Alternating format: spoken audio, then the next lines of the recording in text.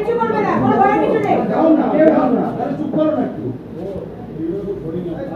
ভূত কি কোথায় আছে?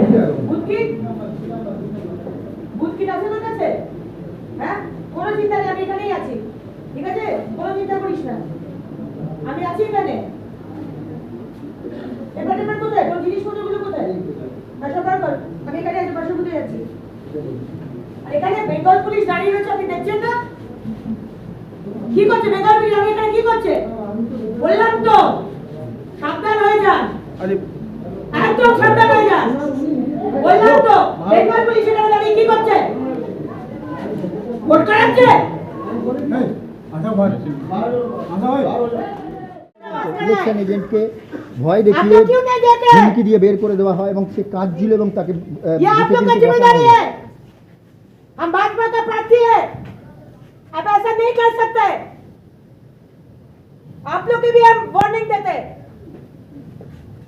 आपका ड्यूटी ठीक तरह से करिए। ভোটের দিন উত্তপ্ত হলো কেশিয়ারি। বুথের ভেতর থেকে কলকাতা পুলিশকে বার করলেন বিজেপি প্রার্থী অগ্নিমিত্রা পাল। বুথের ভেতরে কলকাতা পুলিশ কেন, প্রশ্ন তুলেন বিজেপি প্রার্থী অগ্নিমিত্রা পাল। কলকাতায় পুলিশকে বুথ কেন্দ্র থেকে বার করলেন তিনি।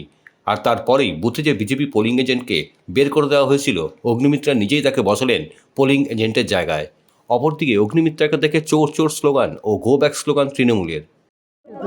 কলকাতা পুলিশ দাঁড়িয়ে ভোট করাচ্ছে, দরজার পাশে দাঁড়িয়ে ভোট করাচ্ছে, সেন্ট্রাল ফোর্স দাঁড়িয়ে দাঁড়িয়ে দেখছে, আর ভিতরে প্রিজাইডিং অফিসার তার হেল্প নিচ্ছে।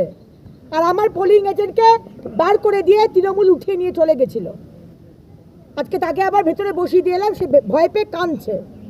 এই হচ্ছে অবস্থা। কলকাতা পুলিশ ছিল, হুমকি দিচ্ছে, সাদা পোশাক পরে দাঁড়িয়ে রয়েছে, কলকাতা পুলিশে হবে কি পুলিশ আমি জানি না, উত্তর দিতে পারলে না তো। হুমকি দিচ্ছে, আমি শুনিনি হুমকি দিতে। পাশে দাঁড়িয়ে আছে কেন? বুথের পাশে দাঁড়াবে কেন? বুথের মধ্যে তো দাঁড়াবার কথা নয়। আপনাদের এজেন্ট তখন আপনাদের তুলে নিয়ে চলে গেছিল। বোলিং এর কাঁদছে বুথের ভেতরে। হ্যাঁ, বুথের ভেতরে কাঁদছে, এখন ভয়ে ভয়ে কাঁদছে আর কাঁপছে। কতক্ষণ ছিল না, কতক্ষণ আমি জানি না, আমি তো সেটা শুনেই এখানে দৌড়ে এলাম। भूमिका तो आपके सामने चित्कार कर।